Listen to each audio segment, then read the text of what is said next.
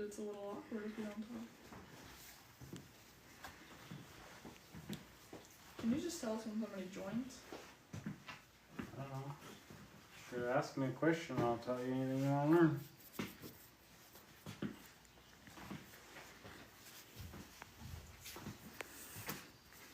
Are you good down there?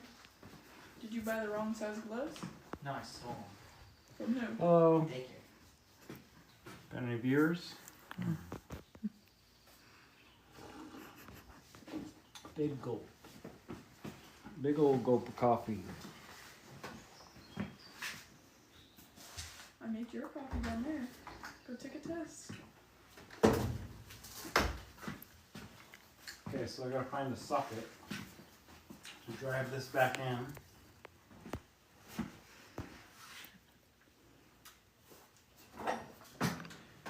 What's it called?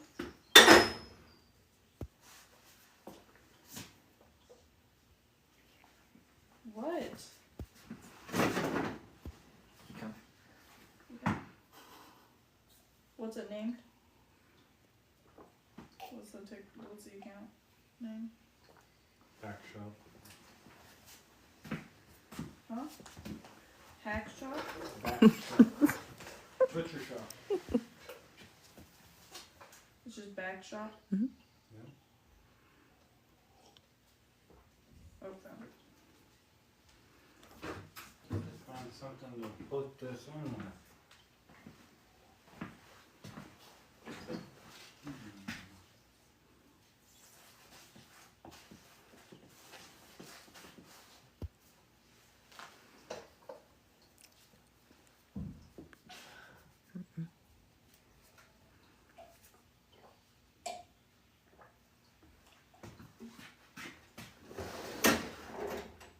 It'll probably take a while.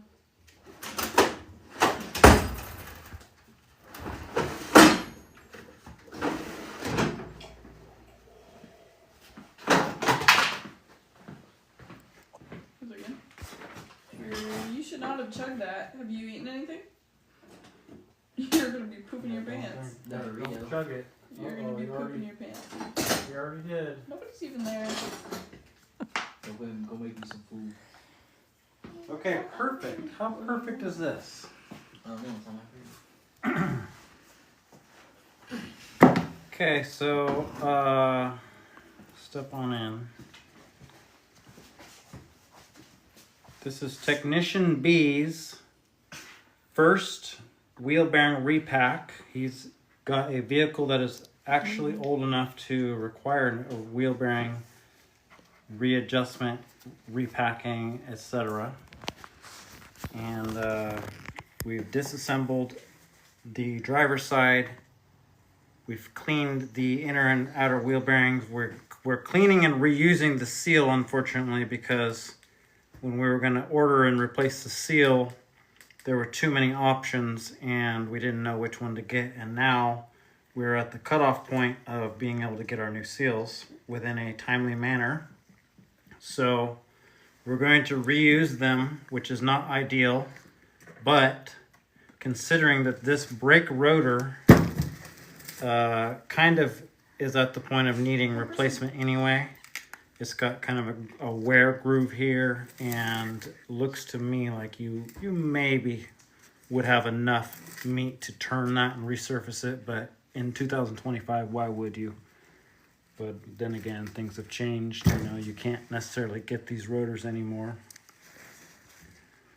And anyways, so we've chosen to reuse the seal for the time being, reassemble, and the entire purpose for why we took this apart anyway was because when we were doing used vehicle inspection, we jacked up the front wheels, gave it a little shake, and the front wheel bearings were just excessively loose.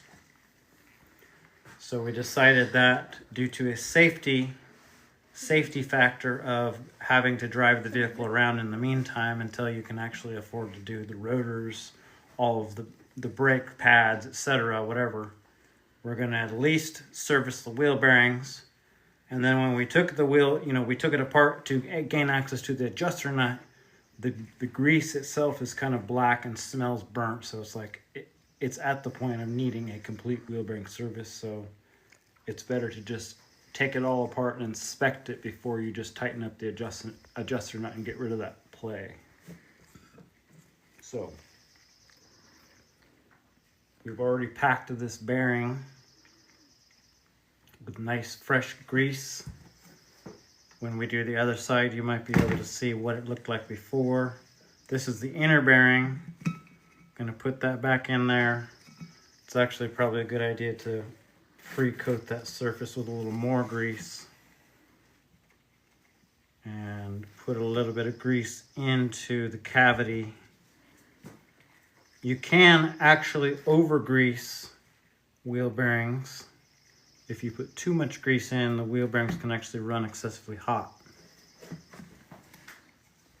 You want to have enough room in that cavity for the grease to liquefy and move around, etc.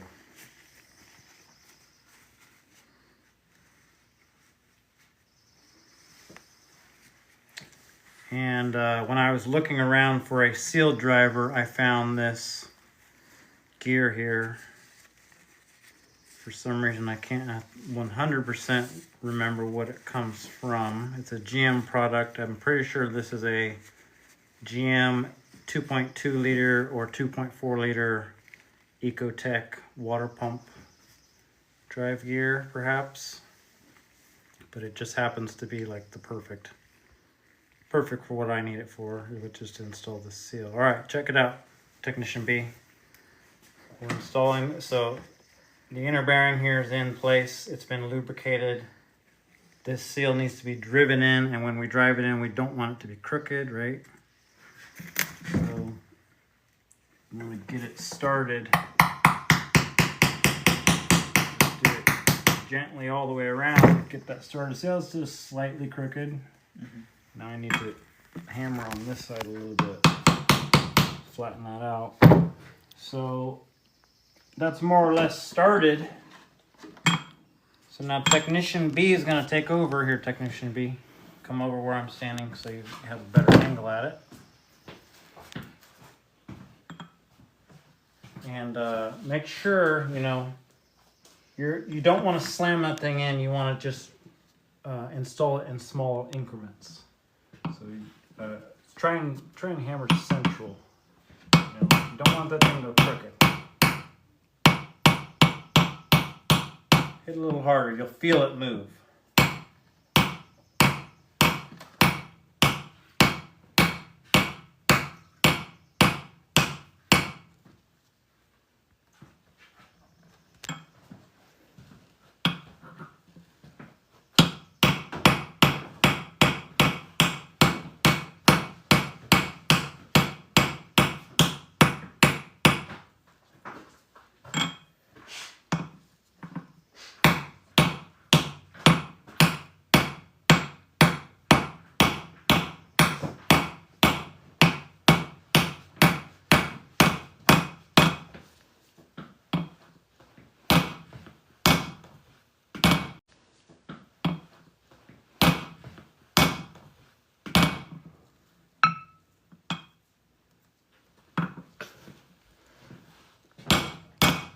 All right, how's that look?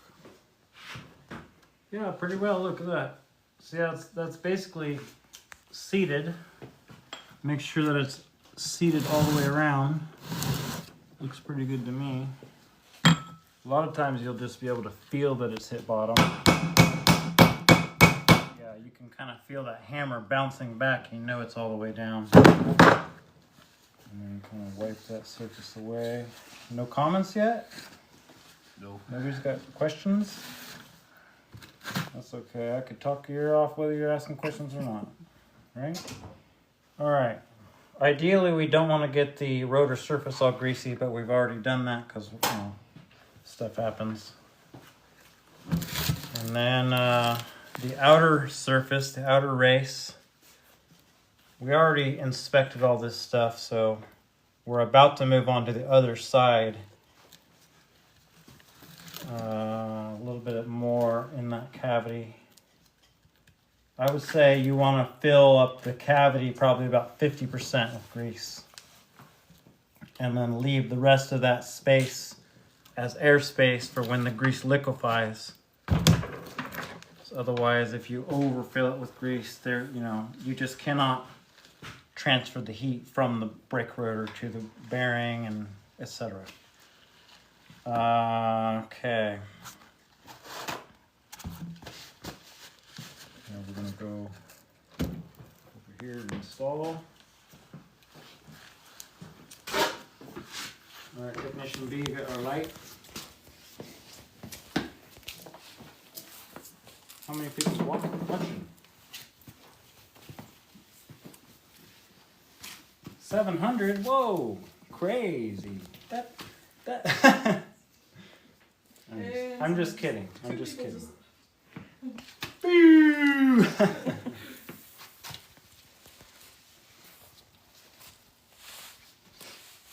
Okay. So you want to install this like nice and straight because that seal, you don't want that seal to go on crooked. Might even be a good idea to lubricate the rubber on that seal just a little bit so it's not running dry. I'm going to go straight on there. Give it a little spin and a little seat. And then we're going to take the outer bearing. Here, give me that outer bearing.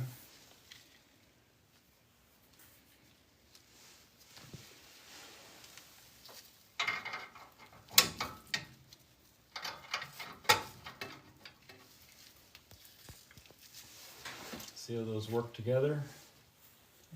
Nut.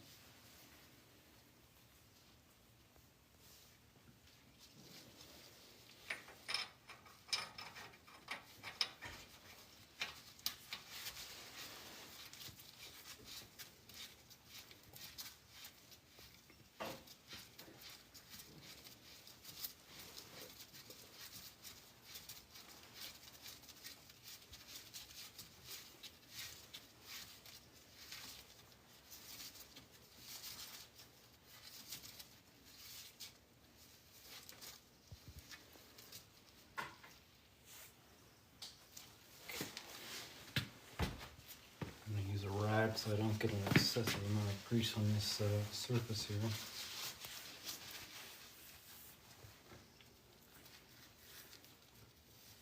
Okay, so this is magnetic here. And remember, the whole reason we're doing this is because the adjustment, right? So feel that. Right, that's what we had before. Now adjust that, tighten that nut in as you wiggle it, and try not to touch your paint with greasy hands. Don't get grease on the paint. Use your other hand here and wiggle that. Feel that wiggle and looseness.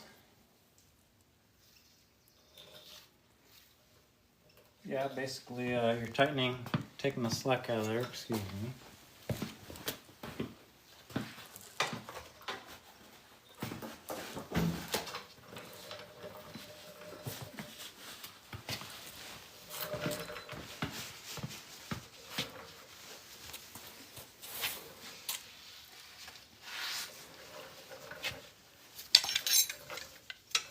This really does not have to be tight. These are used bearings.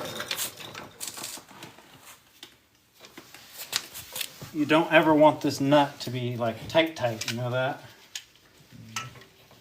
Then it causes excessive bearing load on the bearing. So those bearings are cone shaped, they're tapered and they point towards each other. So what we're doing is we're basically shoving them towards each other tighter.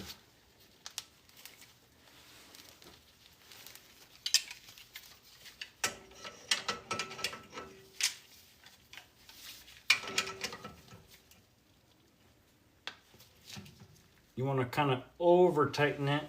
That's way tighter than you should ever go on a bearing, wheel bearing. Over tighten it. That ensures that the bearing races are seated and everything's running true and straight. And then back off a little bit.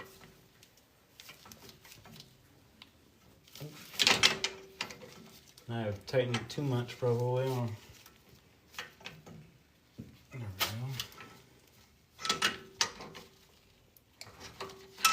And then after you've ensured that it's seated, tighten again until it's just taking the slack out with as much force as you can kind of produce with, no, don't overdo it. Just all the slack, like I'm not forcing it. If I was to go to the next tooth, it would probably be too tight, so that's as far as we're gonna go. Got the little key. Whoops. The little key has a tooth slot in it that aligns with the key or the tooth on the nut here, and it goes into the square keyway. So now this nut here is prevented from moving at all, and it retains our adjustment. Now hopefully we can remember how this all went back in, right? If I remember correctly, the bearing went towards the nut, right? Better look it up and ensure that we're doing it correctly, because you never know that the last person that did this did it correctly anyway. You know that? Lots of times I take stuff apart just to see. And didn't we take apart the rear brakes and we found that they had it backwards? They had the left adjuster on the right side and the right adjuster on the left side.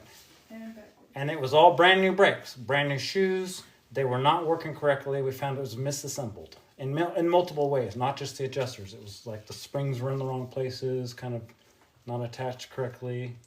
Looked to me like two different people were doing one, each one side of the brakes, etc. So I think that this bearing goes towards like that, and the washer, but let me look that up and make sure. And take a rag. Technician B in the meantime is going to take a rag and wipe that cam a little more clean, get all that old grease off of there.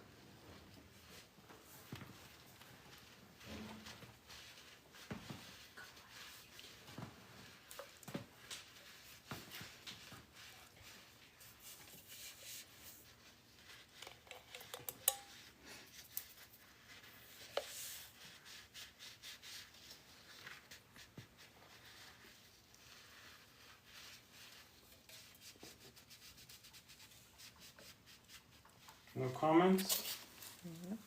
Nobody cares to ask any questions? What? Nobody wants to learn?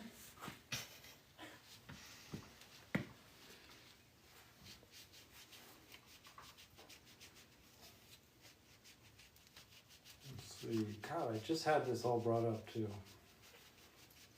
It kicked me out. I had to log back in.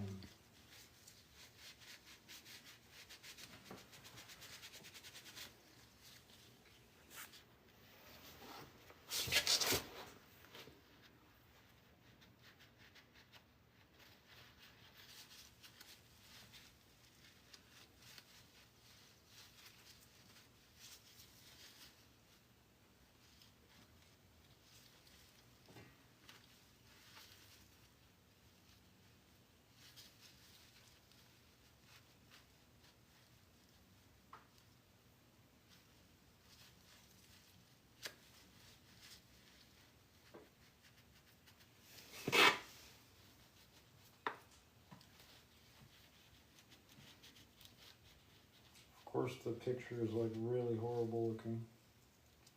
Okay, so it shows the bearing goes to the nut and then the washer and then the cam assembly, just like we thought. Okay.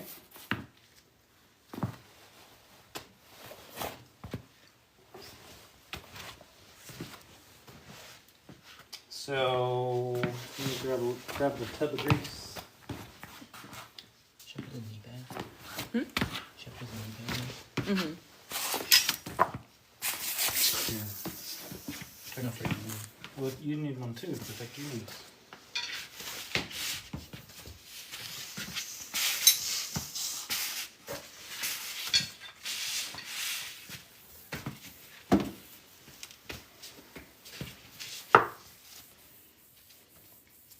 Doing it raw, no gloves.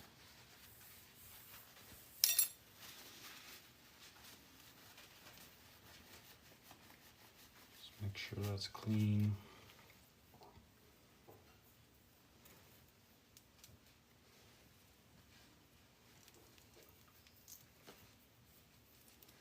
Before we took all of this apart, the automatic locking hubs were working normally, so hopefully when we're done, they will still be working normally. What even is that? What, the automatic locking hubs? Yeah. Well, way back when, people used to think, for some reason, I guess, people used to think that getting out of your vehicle to lock the hubs was inconvenient, which, yeah, I can see that. You know, a snowy, slushy, nasty road, you wouldn't want to step out of your vehicle, lock in them hubs, and then shift and get going. And potentially it might not even be safe to exit the vehicle to lock your hubs. So in theory, yeah, it's really convenient and safe to just be able to press that button and it just works, right? So this automatic hub, so back in the day, you used to have to turn the knob to lock this shaft here to this output, right? This wheel. And we've got the vehicle locked in four-wheel drive low right now, so I cannot turn this shaft. But believe me, this shaft goes through to the front differential and is connected to this front propeller shaft, front drive shaft. So that's where it would receive torque. So the thing with the automatic locking hubs is that it spins, it's got cams in it, and it'll automatically lock the center shaft to that outer output, right? So, and then when you're not using the four-wheel drive, you turn the four-wheel drive off, and then the hubs automatically unlock. You know, but they're known to have problems. They're known to basically fail at the worst possible time. So a lot of people swap them out for manual hubs, which is kind of why, you know, we know we're going to go back into this, but just for the moment we're doing this for safety. We want this vehicle to be safe.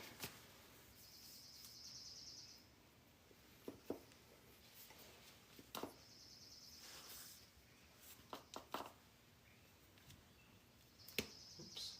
That's one way to do it.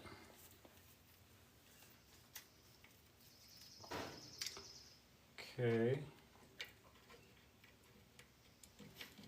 Did this just pop right on here? Yeah, it did last time out. Popped it off. It's not gonna want to go on now.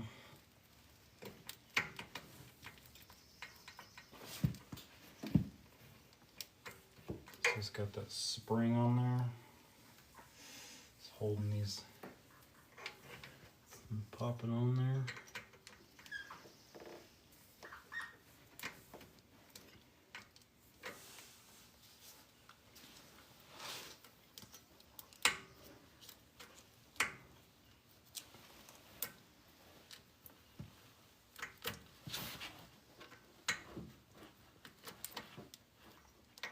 There's probably a better way to do this, but I don't know. Seems to me like I need to carefully knock it on there, and then the tabs will spread open and just pop right on there. So let me see what I can find.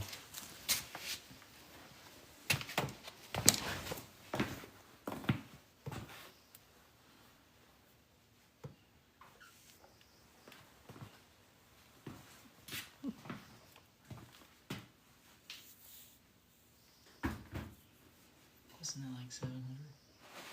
7.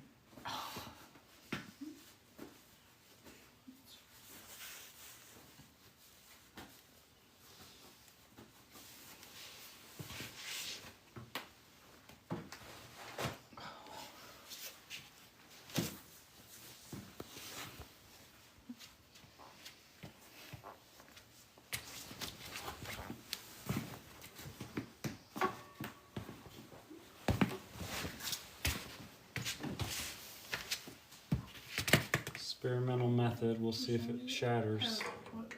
Right?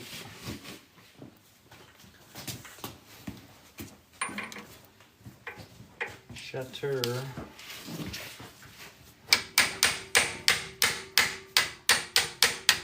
Oh yeah, there we go. Right all up in there. You know that? Okay. Then, if I remember correctly, goes in like this, right? That washer was on the outside, if I remember correctly, right? I think so. Oh well. We'll find out. I'm kidding. I just looked at the picture. This is exactly how it goes. Make sure that's lubricated. Look at that. Ooh, got a little bit of black grease still in there.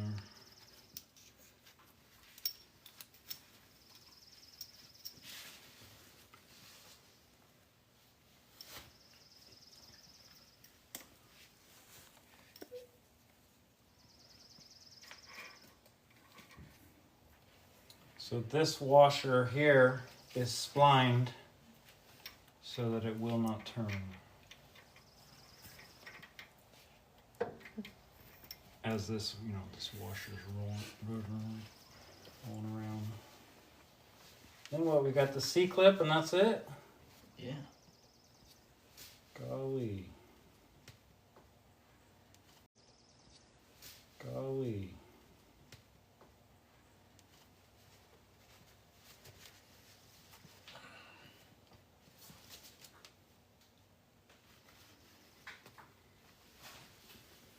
I don't know, it seems like it's not put together right because this groove doesn't line up. You know that? If the keyway's in properly, I see that.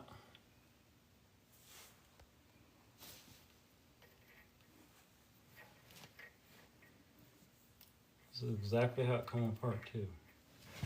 Right? It sure did.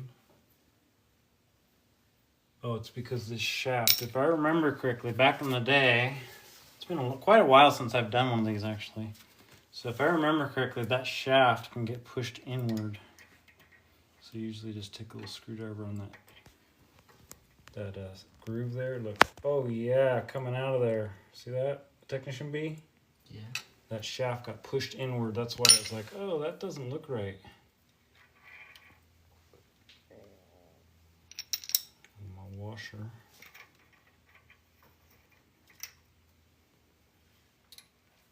Okay.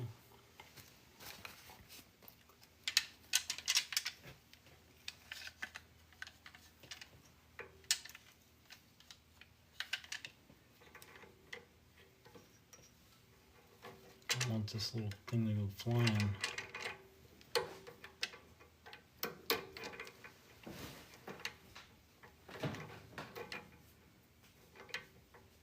Normally you'd probably install this with a punch, but I'm kind of afraid of that thing just absolutely flying away.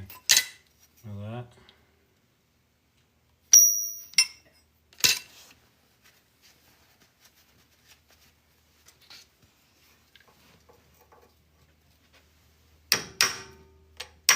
See that? Punch just does it every time. Sweet and delicious. Okay. And then this outer portion of the hub, which we never cleaned out, that's kind of the color of the grease that was in there. And smells burnt, so smelled like it was overdue for service.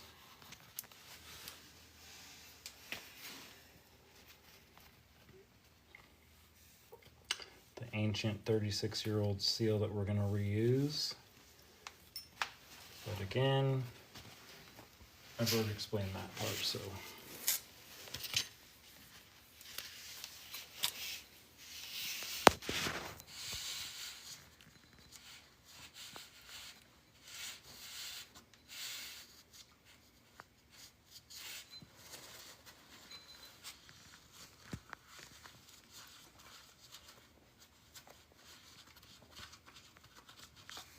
wipe that clean.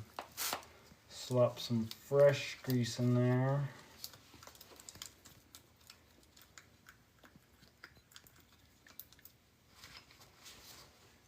Seal. The seal, it does not look like it's going to be doing a very good job, but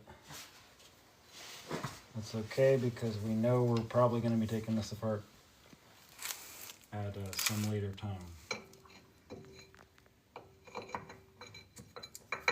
So this side's now, the bearing part of it's done, but we still need to like reassemble the brakes and lubricate the brakes and all that. So